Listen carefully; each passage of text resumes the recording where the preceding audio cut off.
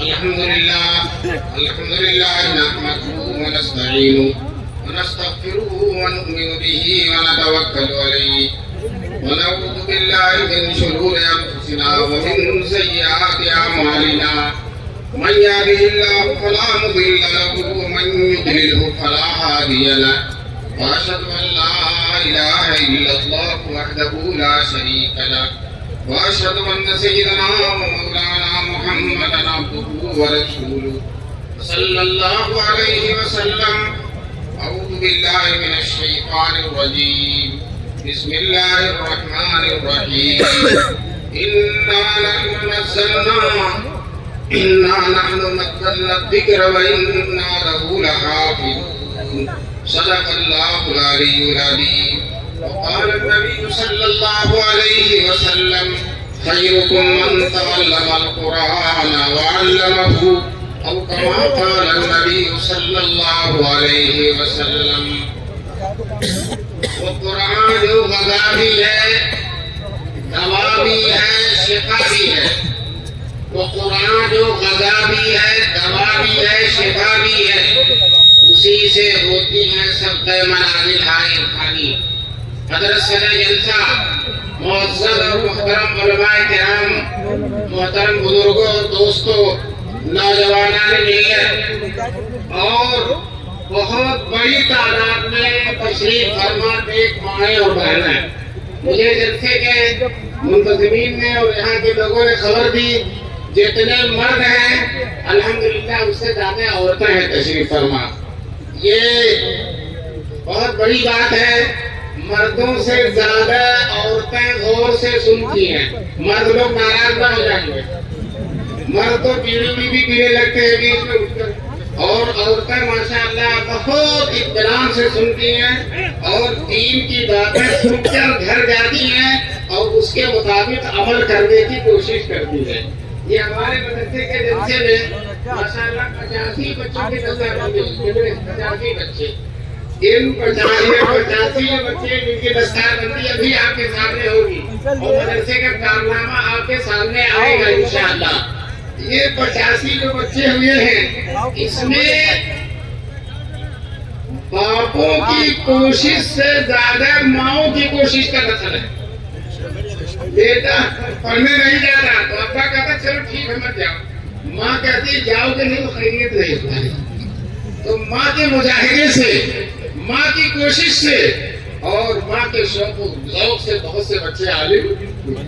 امام بخاری رحمۃ اللہ علیہ آج جن کا پوری دنیا میں ڈنکا بج رہا ہے، سال کا آخر ہے، ملک کے چپے چپے ہی میں نہیں دنیا کے گوشے گوشے میں بخاری شریف کا ختم ہو رہا. یہ بخاری، امام بخاری بچپن میں نابینا ہو گئے تھے، یتیم بھی تھے، ماں ہی ان کی کفیل تھی، باپ نہیں موجود تھے اور نابینا بھی تھے. تو ماں نے پوری پرورش کی، پورا پڑھایا ان کو اور نابینا تھے. ماں رات میں اٹھ کر تہجد میں اللہ کے حضور دعا کرتی تھی، روزانہ تہجد میں روتی تھی، تڑپتی تھی، اے اللہ میرے اس لاڈلے، میرے اس نور نظر، میرے اس لخت جگر کی آنکھ کی بینائی واپس فرما دے. روزانہ دعا کرتی تھی. دعا کا اثر دیکھیے. ایک دن خواب میں چھوڑی ہوئی ہے، خواب دیکھتی ہیں کہ سیدنا ابراہیم علیہ السلام تشریف لائے اور حضرت ابراہیم علیہ السلام کہہ رہے ہیں ان کی اماں سے کہ بڑی جی تیرے بیٹے کی آنکھ کھل گئی ہے، تیرا بیٹا دیکھنے لگا ہے، تیرا بیٹا بینا ہو گیا، آنکھ والا ہو گیا. صبح اٹھ کر دیکھتے ہیں تو بیٹے کی آنکھ چمک رہی ہے اور بیٹا اس کی آنکھ کے اندر نور پیدا ہو گیا، اس کی نابینائی ختم ہو گئی ہے. اس کو یہ ماں کی دعا کا اثر دیکھیے. ماں کی دعا کا اثر. یتیم ہے لیکن ماں نے پڑھنے کے راستے میں کوئی رکاوٹ نہیں ڈالی. یہ حج کرنے گئے اپنے بھائی کے ساتھ، اپنی ماں کے ساتھ. جب حج سے فارغ ہو گئے تو امام بخاری نے اپنی اماں سے کہا ماں میں ہی آپ کا نور نظر ہوں، میری محبت کے بغیر، میرے دیکھے بغیر آپ رہ نہیں سکتی، لیکن میں چاہتا ہوں آپ لوگ حج سے فارغ ہو گئے تو آپ لوگ گھر چلے جائیے، بخارا چلے جائیے اور مجھے اس مکے مدینے حرمین میں چھوڑ جائیے تاکہ رسول پاک صلی اللہ علیہ وسلم بخشو کو ماں حاصل کرو. ماں نے قربانی دی اور بیٹے کو وہیں چھوڑ دیا اور اپنے چھوٹے بیٹے کو لے کر گھر واپس چلی گئی. دوستو وہاں محدثین سے پڑھتے رہے, محنت کرتے رہے, یہاں تک کہ اللہ تبارک تعالیٰ نے وہ مقام دے دیا کہ ان کے زمانے میں ایک دور ایسا بھی گزرا کہ پوری دنیا میں ان سے بڑا کوئی محدث نہیں. آج پوری دنیا میں بخاری شریف پڑھائی جا رہی ہے. جب تک کوئی بخاری شریف نہ پڑھے تب تک عالم نہیں ہوگا. بہت سے لوگ بخاری رات دن پڑھتے ہیں لیکن بخاری جانتے نہیں. رات دن رہتے بخاری میں ہے. مولانا فخر الدین صاحب رحمۃ اللہ علیہ جو دارالعلوم دیوبند کے شیخ الحدیث تھے, انہوں نے کہا یہ بخاری چلاتا ہے اور بخاری کھول کر رکھ دو تو اسے بخار آ جائے گا. بخاری کھول کر رکھ دو تو اس کو بخار ایک لفظ نہیں جانتا. بات تو ایسے بھی ہوتے کہ پتہ نہیں ادھر سے پڑھا جائے گا کہ ادھر سے پڑھا جائے گا, اور ماشاء اللہ بخاری کا حوالہ دیتے. بہرحال امام بخاری رحمۃ اللہ علیہ کو اللہ نے مقبولیت کی یہ درجہ دیا.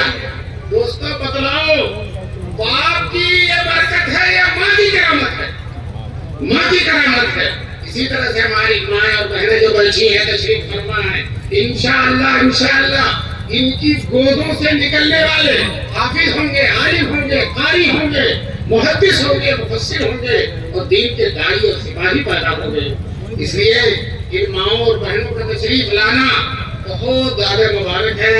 اللہ تبارک تعالیٰ ان کے آنے کو قبول فرمائے اور جو یہ باتیں سن کر جائیں انشاءاللہ اس پر یہ عمل کریں گے اور ان کے عمل کرنے سے پورا گھر سدھر جائے گا. اگر یہ موبائل نہیں دیکھیں گی تو بیٹا بھی نہیں دیکھے گا. اگر یہ گانا نہیں سنے گی تو بیٹا بھی نہیں سنے گا. اگر یہ غیبت نہیں کریں گی تو بیٹا بھی نہیں کرے گا. اگر یہ لام تان گالی گلوچ نہیں بچے گی تو بیٹا بھی نہیں بچے گا. لیکن اگر یہ گالی گلوچ بچے گی تو یہ بچے گی 10 گالی اور بیٹا دے گا 20 گالی. اور بیٹے سے پوچھا جائے کس سے سیکھا, کہا ماں سے سیکھا, ماں سے سیکھا. تو دوستو یہ بہترین تربیت کا اچھا بھی سکھاتی ہے برا بھی سکھاتی ہے. مجھے کہنا یہ تھا, میں نے قرآن کریم کی آیت پڑھی ہے. آیت میں اللہ تعالیٰ قرآن کے بارے میں فرماتے ہیں اِنَّا نَحْنُ نَزَّلْنَا الذِّكْرَ وَإِنَّا لَهُ لَحَافِظُونَ. ہم نے قرآن اتارا ہے اور ہم قرآن کی حفاظت کریں گے. اللہ تعالیٰ ذمہ داری لے رہے ہیں کہ ہم قرآن کی حفاظت کریں گے. دوستوں جب اللہ نے ذمہ داری لے لی تو آپ خاک سے سنیے. انشاءاللہ قرآن کو کوئی ختم نہیں کر سکتا, کوئی ختم نہیں کر سکتا. آج کل فیشن چلا قرآن چلانے کا, 5 منٹ قرآن چلایا 2 منٹ میں. قرآن کا کچھ نہیں بگڑا لیکن تیرا سب کچھ بگڑ گیا. اب تم اس کی وجہ سے ہمیشہ چلو گے جہنم میں, ہمیشہ چلو گے. قرآن کا تم کچھ نہیں بگاڑ سکتے. اس لیے کہ اگر پوری دنیا کے نسخے قرآن کے ختم کر دیے جائیں تب بھی قرآن ایسے ہی محفوظ رہے گا جس طرح سے ان نسخوں کی موجودگی میں محفوظ ہے. دوستو انگریزوں میں ہندوستان میں جب ان کی حکومت تھی طے کر لیا تھا قرآن کو ختم کر دینا. قرآن کو طے کرنے کی ختم کرنے کے بعد بنایا تھا. جو ہے ناک پانی میں ہے سرین آسمان میں, تو وہ جو ہے قرآن کے ختم کرنے کا پلان بنایا اور انہوں نے کمیٹی بنائی. کمیٹی برائے جلانے قرآن کو جلانے کے لیے کمیٹی بنائی اور پورے ملک میں اس کے لشکر بنائے اور پولیس والے, سپاہی اور حکومت کے کارندے یہ پانی کو نہیں چلا ہی بیٹھا ہے. اشارہ کرو, یہاں سے اشارہ کرو. حکومت کے کارندے چھاپا مار کر قرآن کے نسخے اکٹھا کرتے تھے اور جب ڈھیر لگ جاتا تھا آگ لگا کر جلانے لگا. دارالعلوم دیوبند کے قریب ایک جگہ ہے پانی پت میں ہر گھر میں ہر بچہ ہے وہ بھی آتی, بچی ہے وہ بھی آتی, ماں بھی آتی, بیٹے بھی آتے. حافظوں کا گویا کہ وہ شہر تھا پانی پت. اس علاقے میں جو انگریز افسر قرآن جلانے کے لیے متعین تھا اس کی ایک مسلمان زمیندار نے دعوت کر دی. انگریز تھا, مسلمان نے دعوت کر دی, آ گیا جب دعوت کھا چکا تو کہا ہمارے یہاں دستور ہے کوئی معزز مہمان آتا ہے تو ہم اس کو قرآن سناتے ہیں، تم سنو گے؟ تو انگریز افسر کہتا ہاں ہم سنے گا، ہم سنے گا، وہ جیسی اردو ٹوٹی ٹوٹی بول ہم سنے گا۔ پورے محلے کے چھوٹے چھوٹے بچوں کو اکٹھا کر دیا، بھائی سب حافظ ہیں، جس سے چاہو سن لو۔ اس نے چھوٹے بچے سے کہا 20 ماہ پڑھا کرو، اس نے اعوذ باللہ بسم اللہ کر فر پڑھنا شروع کیا۔ اب انگریز شرمندہ بھی ہو رہا، میں قرآن جلا رہا ہوں اور میرے ہی سامنے قرآن پڑھا جا رہا ہے۔ اس کو بڑے بڑا پیش آیا، اس نے بیٹے سے ڈانٹ کر کہا غلط پڑھتے ہو، اور بیٹا بہت مضبوطی کے ساتھ بے خوفی کے ساتھ کہتا صحیح پڑھ رہا ہوں۔ دوسرا لڑکا کھڑا ہوتا کہتا چچا تم نے غلط ٹوکا ہے، صحیح پڑھا۔ تیسرا کھڑا ہوتا کیوں تھا ایک لائن لگ گئی، چچا کی تو حالت خراب ہو گئی۔ تو دوستو اس نے اسی دن سے قرآن جلانے کا پلان ختم کر دیا، قرآن جلانے کا منصوبہ ختم کر دیا کہ ہم قرآن کے نسخوں کو جلا سکتے ہیں، لیکن ان معصوم سینوں سے قرآن کو ہم کیسے ختم کر سکتے ہیں؟ دوستو سینوں کے اندر جو موجود ہے اور قرآن کی خصوصیت ہے، گزشتہ ساری کتابوں کے اندر تھی، سفینوں کے اندر تھی، اور قرآن سینوں کے اندر بھی ہے اور سفینوں کے اندر بھی ہے، اور جتنا قرآن سینوں کے اندر سفینوں کے اندر ہے اس سے زیادہ محفوظ سینوں کے اندر ہے۔ حدیث میں آیا ہے کہ جو قرآن کا حافظ ہو جاتا ہے، جس کے سینے میں قرآن محفوظ ہو جاتا ہے، اگر اس کو آگ میں ڈال دیا جائے تو آگ اس کو جلائے گی نہیں۔ اس کا علماء نے دو مطلب بتایا ہے، ایک مطلب تو یہ بتایا کہ واقعاً جو ہے آگ میں وہ جلے گا نہیں، دوسرا مطلب علماء نے بتایا کہ جہنم میں اگر کسی وجہ سے چلا بھی گیا، کسی جرم کی وجہ سے جہنم میں چلا بھی گیا، تو جہنم کی مجال نہیں کہ آپ کے قرآن کو جلا دے، اس کی آگ جلا نہیں سکتی۔ دوستو ماشاء اللہ اس مدرسے کی برکت سے گاؤں میں مدرسہ اور اتنا شاندار جلسہ، وہاں اترے تو استقبال کرنے والوں کی اتنی بھیڑ تھی کہ ہم گھبرا گئے، اللہ استقبال کا سلسلہ ختم کر ہوگا، سانس چڑھنے لگے۔ تو ماشاء اللہ آپ حضرات نے علماء سے محبت کا ثبوت دیا۔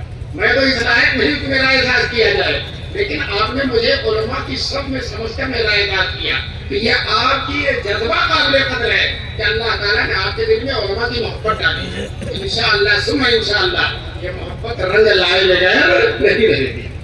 یہ دینداروں کی محبت، نیک لوگوں کی محبت، یہ اللہ تعالیٰ کی محبت کا پیشخیمہ ہے۔ جب اللہ تعالیٰ کسی بندے کے دل کے اندر اللہ اس کے دل کو اچھا کرتا ہے تو وہ اللہ والوں کی محبت کرتا ہے۔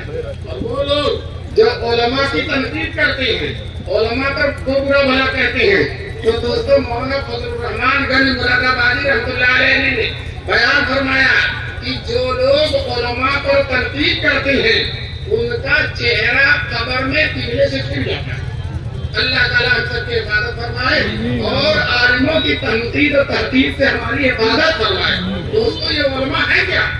یہ مدرسین ہیں کیا؟ یہ مکتب میں پڑھانے والے ہیں کیا؟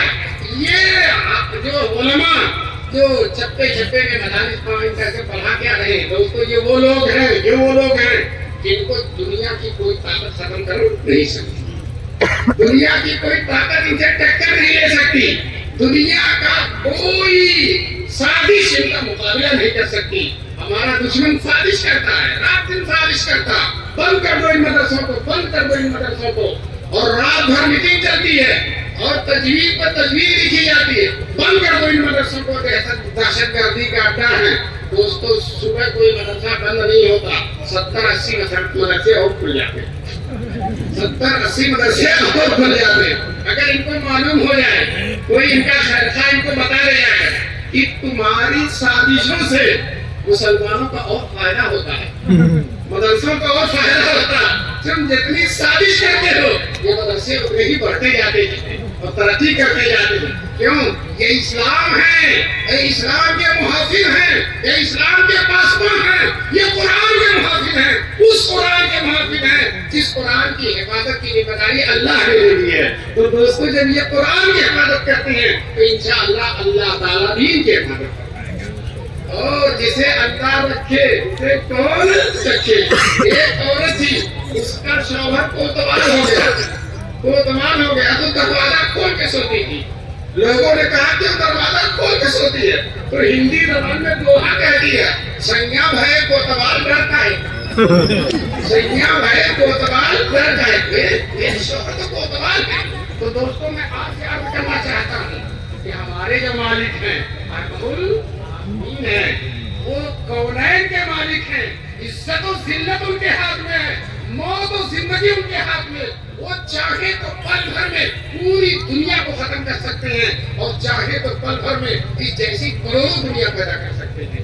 दोस्तों वो अल्लाह इन मौलवियों का, इन मदरसे वालों का, वो अल्लाह हिफाजत करने वाला, अल्लाह उनका मुहाफिज है।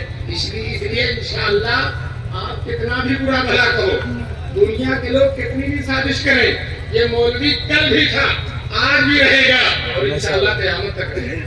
और ये मदरसे कल थे, आज भी हैं और इंशाअल्लाह क़यामत तक रहेंगे। मदरसों को कोई खत्म करने वाला नहीं। मैं बिहार गया था, उड़ीसा गया था, छप्परों का मदरसा था और 4 बच्चे कुरान के हाफिज हुए थे।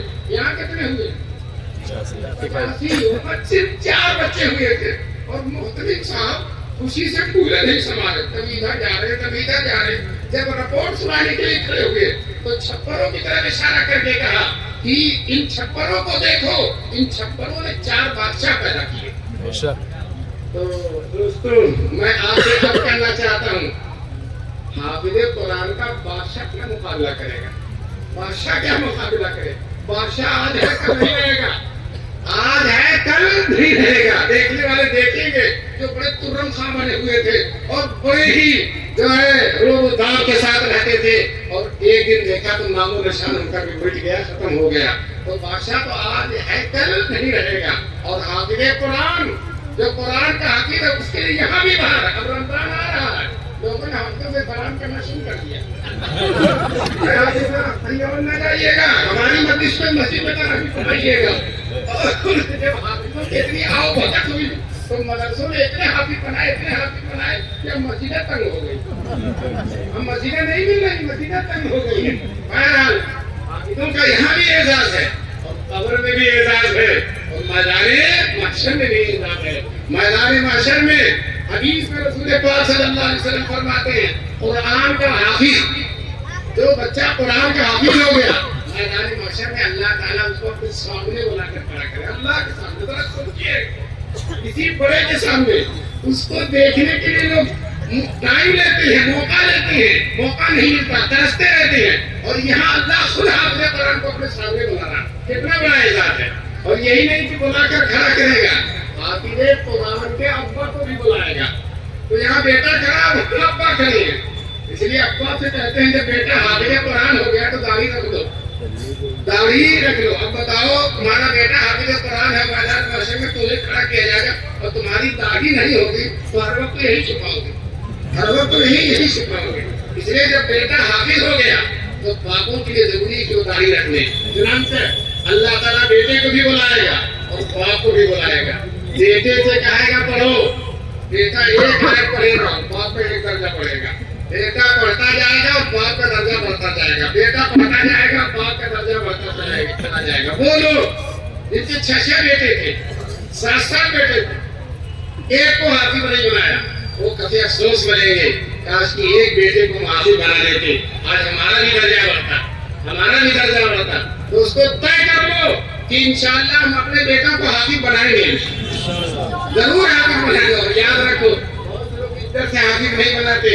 एक साहब मुझसे कहने लगे, मैंने जब हिफ्ज़ शुरू किया तो मेरे मोहल्ले के साहब कहने कि क्या कर रहे हो तुम, क्या अपने आप को बर्बाद कर रहे हो, तुम बस सिर्फ मस्जिद की इमामत करोगे, अगर हाफिज हो जाओगे मस्जिद की इमामत करोगे। तो बेटा बड़ा हाजिर जवाब था, उसने कहा इमाम सबसे आगे रहता है, इमाम सबसे आगे रहता है। तो ये ऐब की बात नहीं, हम मस्जिद में सबसे आगे रहेंगे इंशाअल्लाह। हमारे दारुल देवबंद के साबिक शेख अली हजरत मुफ्ती सही साहब, अल्लाह उनके कब्र को नूर से भर दे, ये हदीस जब सुनाते थे तो बतौर लतीफा एक बात कहते थे डंडा खाया बेटे ने और दर्जा बढ़ रहा बाप का। अरे बाप का दर्जा डंडा बेटे ने कैसे खाया? ये तो हाफिज होते हैं, आसानी से नहीं होते हैं। फजर से 1 घंटा पहले सर्दी में 1-1.5 घंटा पहले رہتے ہیں، موٹے موٹے لوگ، صحت مند لوگ سوئے ہوئے ہیں، اور یہ چھوٹا سا بچہ اٹھ کر قرآن رٹ رہا ہے، دل کا رسول فضلنا بعضهم علی بعض، دل کا رسول فضلنا قرآن رٹ رہا ہے. اور دوستو فجر سے پہلے ہی استاد کو سنا دیتا ہے، اور جب سنانے جاتا ہے تو استاد صاحب ماشاءاللہ بڑے روب کے ساتھ بیٹھے رہتے ہیں، اور جہاں یہ غلطی ہوئی تھپڑ لگاتے ہیں. تو مفتی صاحب اسی کی طرف اشارہ کر رہے ہیں، ڈنڈا کھایا بیٹے نے اور درجہ بڑھ رہا باپ کا درجہ کیوں بڑھا؟ باپ نے اس کو انگلش میڈیم میں نہیں بھیجا، باپ نے اس کو سعودی عرب کمانے کے لیے نہیں بھیجا، باپ نے اس کو کارخانوں اور فیکٹریوں میں نوکر نہیں رکھا، باپ نے اس کو سڑکوں پر آوارہ گھومنے کے لیے نہیں چھوڑا، بلکہ باپ نے اس کو مدرسہ مصباح العلوم میں داخلہ کرا دیا. کیا نام ہے؟ باپ نے مصباح العلوم میں داخلہ کرا دیا، باپ نے قربانی دی. آج میدان محشر میں باپ کے صلہ پانے کا وقت ہے. دوستو ہم سب کو یہ طے کر لینا چاہیے کہ انشاءاللہ ہم اپنے بچوں کو عالم اور حافظ بنائیں گے. یاد رکھو اس سے بہتر کوئی طبقہ نہیں ہے. لوگ جب حافظ نہیں ہوتے، عالم نہیں ہوتے تو ان کو برا بھلا کہتے ہیں، لیکن دوستو سچ کہتا ہوں اس سے بہتر کوئی طبقہ نہیں ہے. بعض لوگ یہ سوچتے ہیں عالم ہو جائے گا، حافظ ہو جائے گا تو اس کی تنخواہ تھوڑی رہے گی، کھائے گا کیسے؟ میں کہتا ہوں اتنا کھائے گا کہ دیکھنے والے دیکھتے دیکھتے تھک جائیں گے. دوستو آج بھی علماء کو اللہ تعالیٰ حافظوں کو اتنا کھلاتا ہے. رمضان میں جب تراویح پڑھنے جاتے ہیں تو وہ آدمی رسول اللہ لیے چلا آ رہا ہے، وہ آدمی پراٹھا لیے چلا آ رہا ہے، وہ آدمی جو ہے کیا کیا چیزیں لا لا کے کھلا رہی ہے. اتنا کھلاتے ہیں کہ دوستو حیرت کی بات ہے. آج بھی آپ کے گھر دیسی مرغا اسی وقت کرتا ہے جب کوئی مولانا مہمان ہوتے ہیں، وہ کھلاتے ہیں. اللہ تعالیٰ کوئی کمی نہیں ہے. دوستو 1.5 لاکھ تنخواہیں ہوتی ہیں پروفیسروں کی، 2 لاکھ 2.5 لاکھ، لیکن ایک مہمان نوازا اور مولوی 10,000 15,000 کی تنخواہ ہے، اور اس کے دفتر پر روزانہ 5-7 مولوی مہمان موجود ہے. 5-7 وہ تنخواہ کھاتا ہی نہیں کبھی. وہ اللہ تبارک تعالیٰ اس کے ذریعے دوسروں کو بھی کھلاتے ہیں. شیخ الاسلام حضرت مولانا حسین احمد مدنی رحمۃ اللہ علیہ، اللہ ان کے قبر کو نور سے بھر دے، 500 روپیہ تنخواہ تھی اور 50 مہمان روزانہ کھاتے تھے. کتنے مہمان؟ 50 میں. اور کھانا سالن روٹی، دیکھیے اتنا لذیذ. ابھی دارالعلوم دیوبند میں بہت بڑے محدث ہیں حضرت مولانا نعمت اللہ صاحب، اللہ ان کی حیات میں عمر میں برکت نصیب فرمائے. وہ کہتے ہیں بچپن میں شیخ الاسلام کے دسترخوان پر روٹی اور سالن کھایا تھا، پتلی روٹی اور سالن کھایا تھا. 90 سال کا زمانہ گزر گیا، کہتے ہیں بادشاہوں کی بھی دعوت کھائی، حکمرانوں کی بھی دعوت کھائی، وزیروں کی بھی دعوت کھائی، لیکن اس مرد قلندر کے دسترخوان پہ جو لذت ہے وہ کہیں نہیں ملی. دوستو لذت ان میں دین کی ہے، یہ لذت تقویٰ کی ہے، یہ لذت رزق حلال کی ہے. اللہ تبارک تعالیٰ الحمدللہ مولویوں کو رزق حلال سے برقرار کرنا ہے. اس لیے اس طبقے کی عزت کرو. ہم قوم لا یشقی جلیسہم، یہ ایسے لوگ ہیں کہ جن کے پاس بیٹھنے والا بھی محروم نہیں ہوتا. کہتے ہیں کسی اللہ والے کی قبر کے پاس دفن ہو جاؤ تو انشاءاللہ وہاں بھی مزے رہتے ہیں. اللہ والے کے شیخ حضرت مولانا قاسم نانوتوی رحمۃ اللہ علیہ جو دارالعلوم دیوبند کے بانی تھے، گرمی بہت شدید تھی، ایک صاحب حضرت کو پنکھا جل رہے تھے، پنکھا جلتے سوال کیا، حضرت اللہ والوں کی قبر کے پاس اپنی قبر بنوانے میں دفن ہونے میں کچھ فائدہ ہے؟ تو حضرت نے فوراً جواب کیا کہ پنکھا تم مجھے جل رہے ہو لیکن آس پاس والوں کو ہوا لگ رہی نہیں لگ رہی ہے.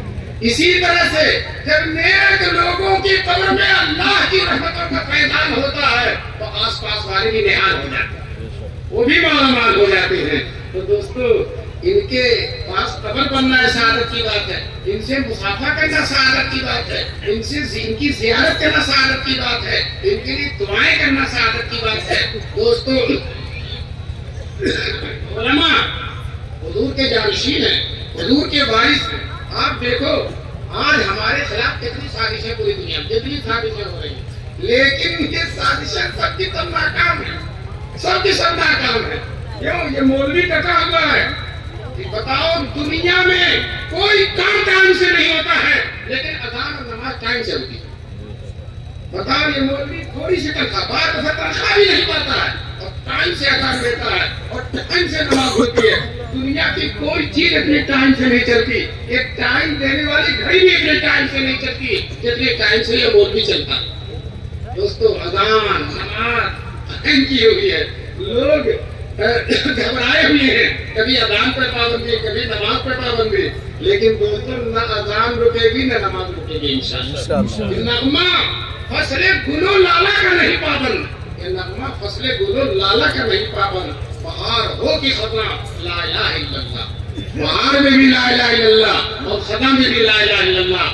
آج میں اس مدرسے کے ذمہ داروں کو, محتمین صاحب کو, اراکین کو, کمیٹی کے لوگوں کو دل کی گہرائیوں سے مبارکبادی دیتا ہوں کہ آپ کی کوشش سے الحمدللہ 85 بچوں کی دستار بندی ہوگی. دیکھیے پگڑی آ گئی ہے, ابھی پگڑی بدھنے کا منظر آپ کی نگاہوں کے سامنے آئے گا انشاءاللہ, اور آپ کے دل میں جذبہ پیدا ہوگا کاش کہ میرا بیٹا بھی ایک دن یہاں کھڑا ہو کر اس کی بھی پگڑی بندھے. تو آپ یہ جذبہ رکھیں گے انشاءاللہ آپ کے بیٹے کی بھی پگڑی بندھے گی, اور آپ کا بیٹا بھی انشاءاللہ ایک دن عالم بنے گا اور حافظ بنے گا. بہرحال قرآن میں اللہ تبارک تعالیٰ نے فرمایا ہم نے قرآن اتارا ہے اور ہم اس کی حفاظت کریں گے. یہ بتاؤ پوری عیسائیت, پوری یہودیت, پوری اور دنیا کے جتنے بھی مذہب ہیں اسلام کے علاوہ سب رات دن قرآن کے خلاف سازش کرتے ہیں, لیکن قرآن کا ایک شوزہ ختم ہوا, ایک نقطہ ختم ہوا.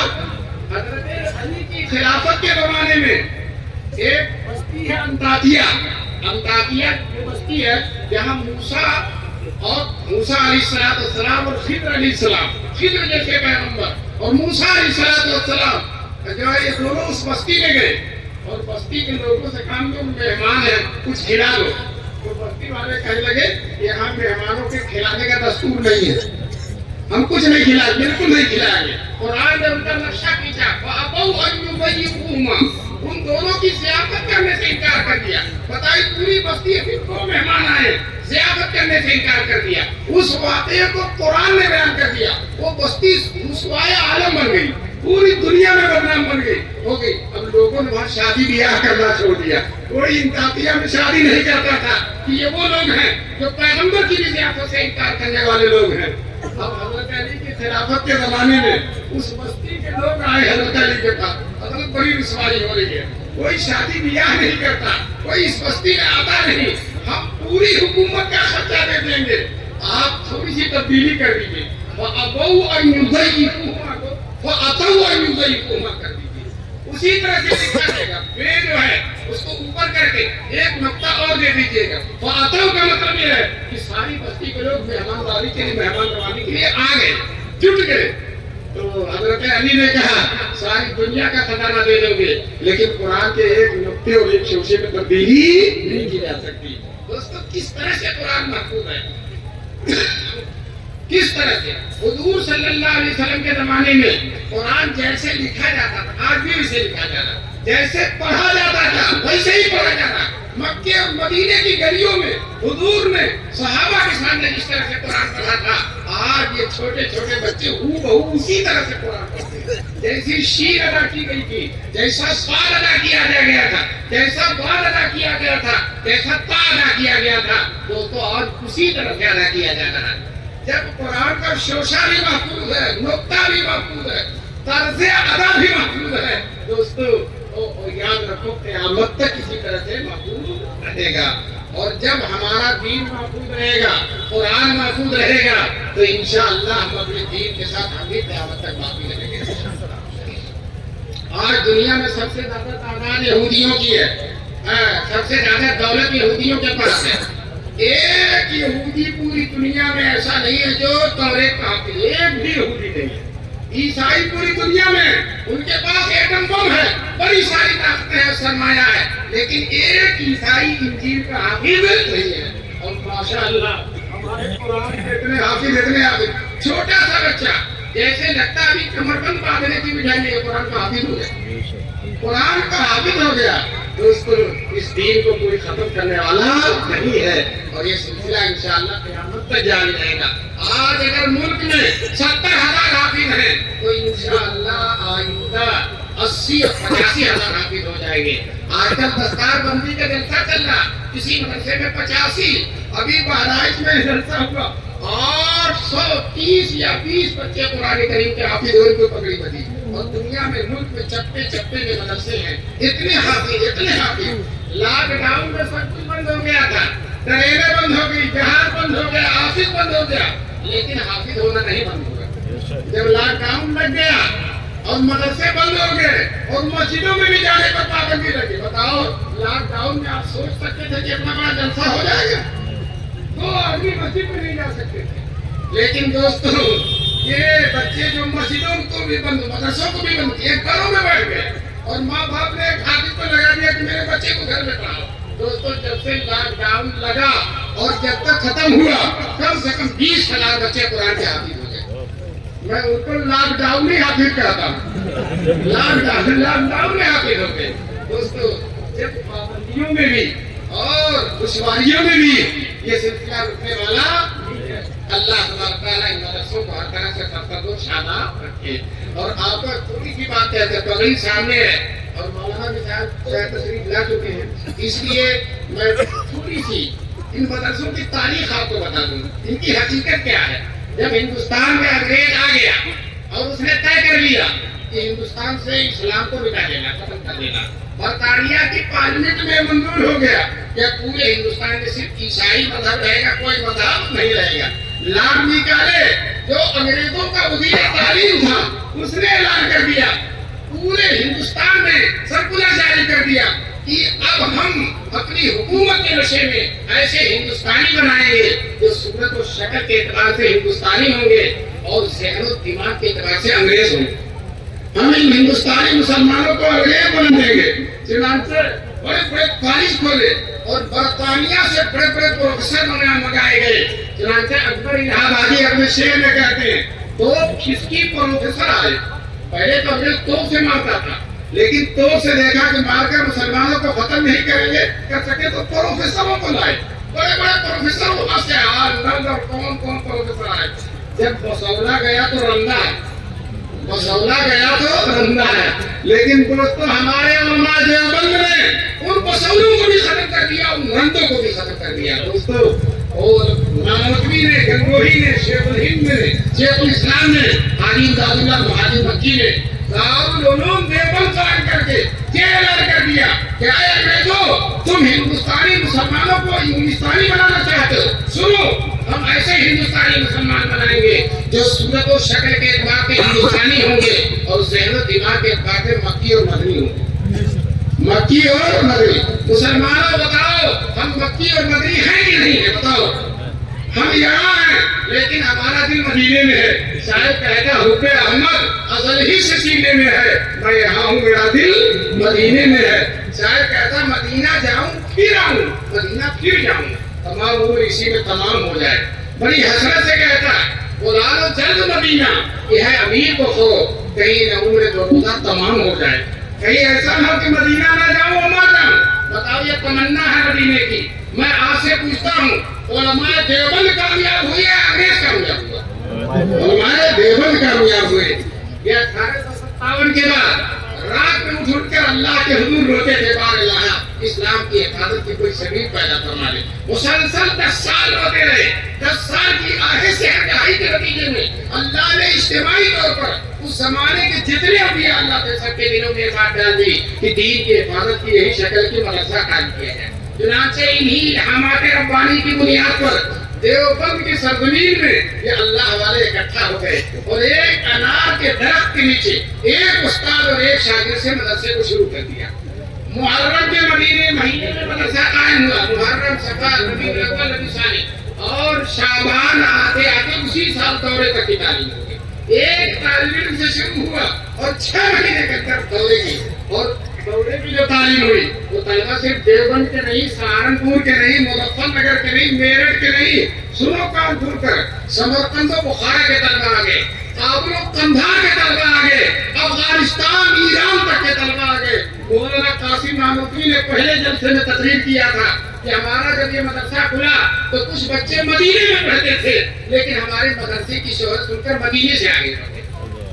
دوستو یہ مدرسہ چلتا رہا جب مدرسے طلبا کی تعداد زیادہ ہو گئی تو طے ہوا کہ الگ سے عمارت بنائی جائے گی اور الگ سے سنگ بنیاد رکھا جائے گا. چنانچہ اعلان ہو گیا فلاں تاریخ کو مولانا قاسم نانوتوی کا واعظ ہوگا اور واعظ کے بعد مدرسے کی بنیاد رکھی جائے گی. چنانچہ پورا علاقہ اکٹھا ہو گیا. کہتے ہیں جتنے انبیاء اللہ سے سب اکٹھا ہو گئے. حضرت نے واعظ کیا اور واعظ کے بعد مدرسے کی بنیاد رکھی. جس دن بنیاد رکھی تھی رات میں محتمین جو ہونے والے تھے انہوں نے خواب دیکھا کہ رسول پاک صلی اللہ علیہ وسلم اپنے عصا سے نشان بنا رہے ہیں کہ یہی مدرسے کی بنیاد رکھی جائے. ترانے میں ہے خود ساتھی کوثر نے رکھی میں خانے کی بنیاد یہاں. چنانچہ جب بنیاد کھودی گئی سب سے پہلی میاں جی منہ شاہ نے رکھی جو دیوبند کے سید تھے جن کے بارے میں مولانا نانوتوی کہتے ہیں گناہ کرنا تو دور کی بات ہے گناہ کا خیال بھی ان کے دل کے اندر نہیں گزرا.